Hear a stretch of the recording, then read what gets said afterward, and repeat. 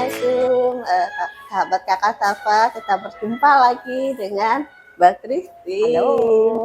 Iya, ya kali ini kita bahas Mbak Christine tidak hanya audiologi saja nih.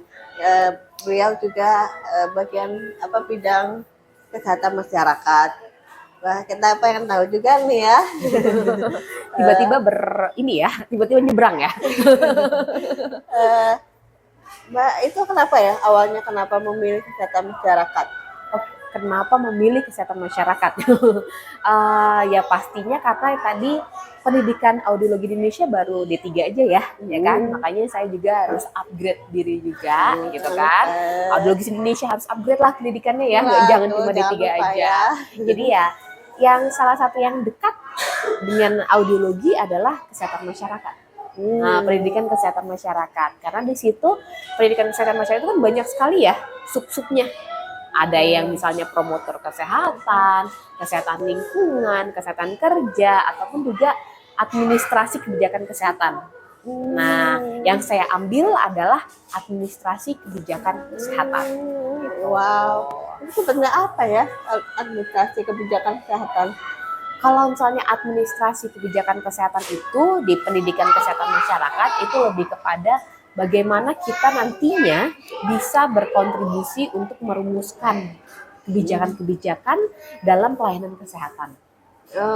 Berarti bisa merubah kebijakan soal alat bantu dengar.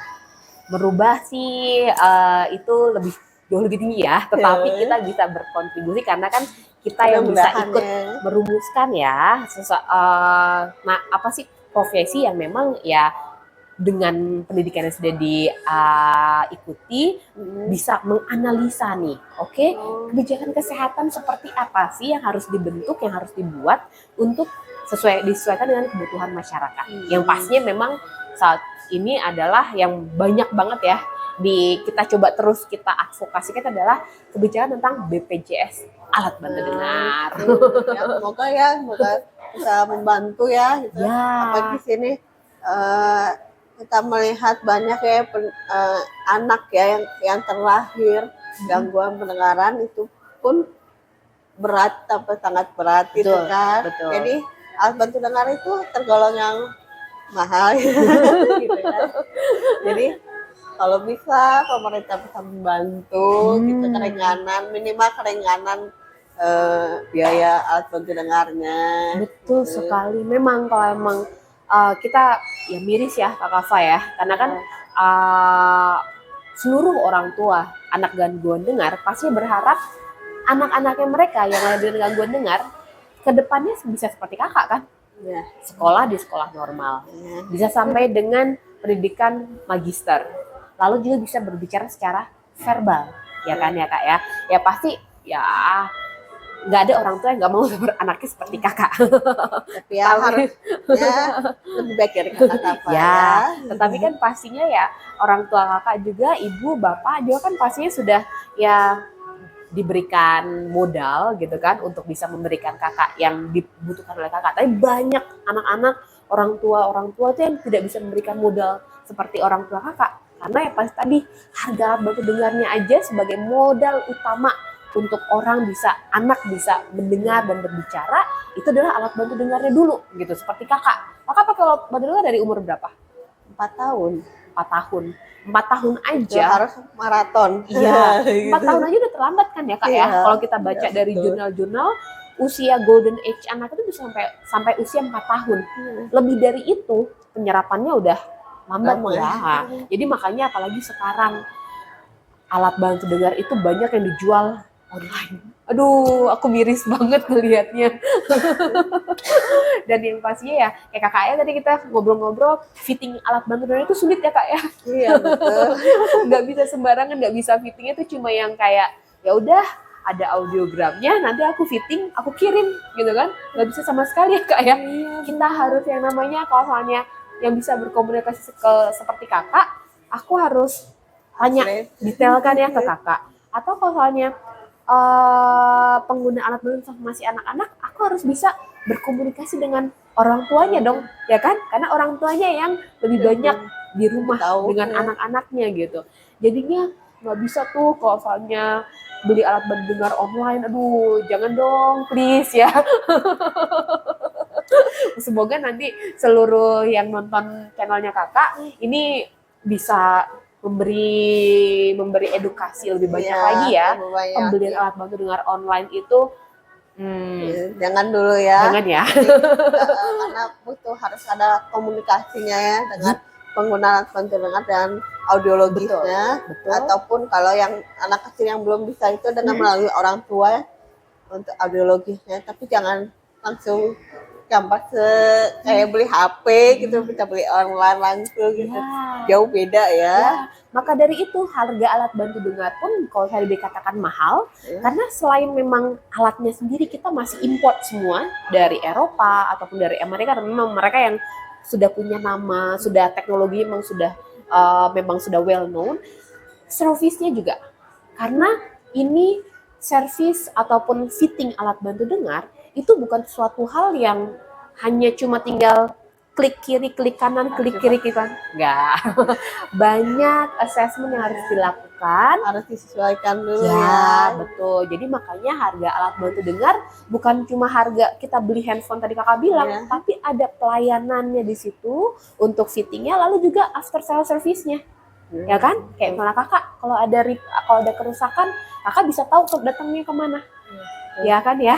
Nah, cuma untungnya kakak kan juga kan alat bantunya kalau nggak salah udah 7 tahun ya, masih Ada trouble-nya gitu kan. tapi untuk kerusakan nggak rewel ya, Nggak, 7 ya. tahun masa ini. Jadi ya memang harga alat bantu dengar ya itulah yang membuat harga alat bantu jadi mahal. Ya tapi mudah-mudahan kita akan terus mencoba advokasi dengan stakeholder terkait, pemerintah, supaya nantinya kebijakan BPJS harus lebih ditingkatkan ya kakak ya. Betul. Ya itu ya, Kak Safa juga sangat berharap ya, terutama kepada pemerintah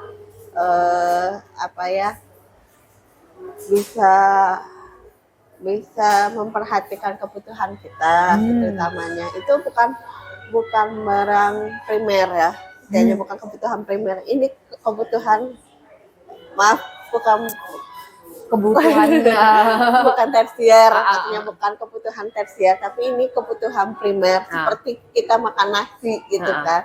Ini sangat-sangat dibutuhkan.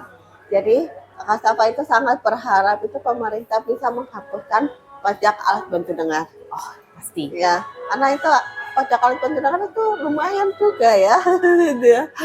Pajak memang untuk kembali ke rakyat, tetapi alat bantu dengar, alat kesehatan juga untuk rakyat ya. Ya mungkin nantinya ada kebijakan yang bisa diambil untuk bisa supaya nantinya ya seluruh stakeholder terkait, pelaku usaha, pemerintah, lalu juga masyarakat, ini bisa ketemu nih titik temunya bagaimana kita bisa menyalurkan alat bantu dengar di Indonesia dengan kualitas terjamin, bukan lagi hanya ada yang murah-murah aja sebar seluruh Indonesia. Nggak bisa ya kak ya? Beda ya kak ya. Kualitasnya terjamin, lalu juga bukan harga kalau bilang bukan, maksudnya kepada affordability-nya. Maksudnya itu kayak seluruh masyarakat Indonesia bisa punya akses, bisa juga mempunyai kemampuan untuk mendapatkan alat bantu dengar dengan kualitas yang terjamin. Ya, nggak lagi cuma ya udah karena saya di pelosok timur Indonesia, ya udah saya beli dari online. Enggak lagi kayak begitu. Ataupun aduh anak saya daripada nggak pakai alat bantu dengar, ya udah saya beli aja yang online gitu kan.